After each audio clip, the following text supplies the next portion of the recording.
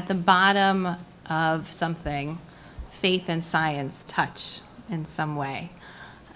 So I want to throw out that notion, either at the bottom of science you have to have a little bit of faith, or at the top or the bottom of faith you do a little science. So I want to throw that concept out there and start the conversation going, and let's think about, again, practical action items to start moving these communities together. Lise, do you want to? Well, Fred sounds like like Fred's Fred's got an idea. Fred, go ahead. Well, if we look at humanity as a great body, science provides the eyes for society, but religion provides the heart, and therefore the conscience, and therefore an interpretation of the vision of science so that we can tell right from wrong. And as soon as we begin to do that, moral and ethical principles emerge. But we need both, so there has to be the marriage of eyes with the heart. Otherwise, there's a blindness, there's a difficulty in articulating the context of religion. So that by understanding the context of our day, recognizing that climate change is an urgent issue, therefore the heart, meaning religion, can speak and provide direction for society. Certainly, very, very well said. I was thinking to myself as we began talking about this that, and I like the heart and the eyes, I was thinking of science as being the engine, and religious or faith-based leaders or people of spirituality being the steering mechanism. So either one, they're always certainly interchangeable, but we both very much need each other. And I think that this is, we now realize, the mainstay of what we need to do going forward in order to find a common pathway to change. Dawud, go ahead. Just continuing the eyes and the heart analogy, I'd like to sort of maybe broaden it to where the eyes are and think about the head and the heart. I think the head and the heart of a human being are obviously very necessary to be, for the person to be whole. But I'd say that the heart should be above the head. If you're a gymnast or if you're a Muslim, physically, your head goes below your heart quite frequently.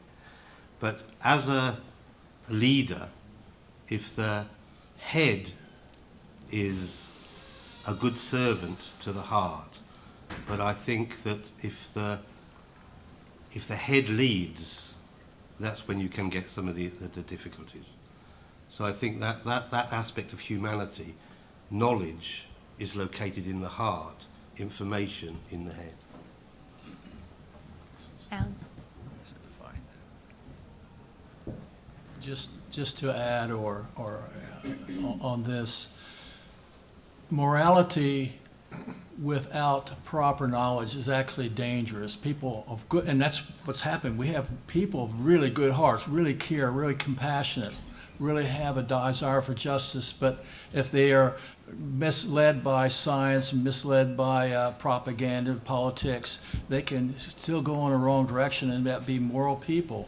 On the other hand, science, if it's misdirected, of course, can go in the wrong direction too. It can be very destructive. So we really need to put those together: morality and good knowledge, or the heart and the head, or a heart and eyes, whatever. It's important. On the same topic, which I think you've brought such a beautiful analogy to the discussion, I'd like to suggest that perhaps religion and faith provides sight that isn't just of the heart, but that actually is a sight of the eyes, but that is a sight of what we would call, for example, the inner eyes.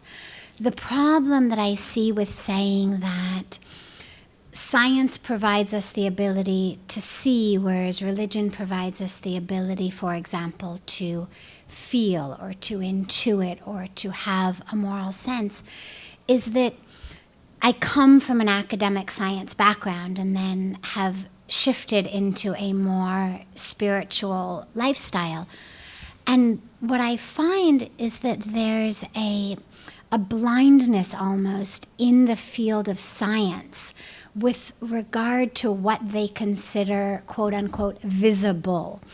And that science has put this box around that which can be seen as that which can be either weighed or measured or seen under our microscopes.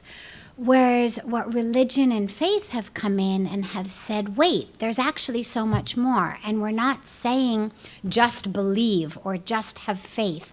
We're not saying willing suspension of disbelief. We're actually saying you can see, you can experience. It just isn't something that you can see or experience through a scale or a beaker or a magnifying glass or a microscope. And I think that when you bring religious leaders together, one of the great benefits of that is you actually have scientists, experiential scientists, to say, I have seen, I have heard, I have experienced. And no, it wasn't through a scale or a beaker or a measuring tape or a microscope, but that doesn't make it any less scientific or viable than that which science would consider real. And if the religious and faith communities can come in and gently help spread the borders and boundaries of what science considers real, that would be a wonderful, wonderful role to be able to play. That it's not just here's facts and science and here's faith, but actually this is also science. This is also real. These are also facts.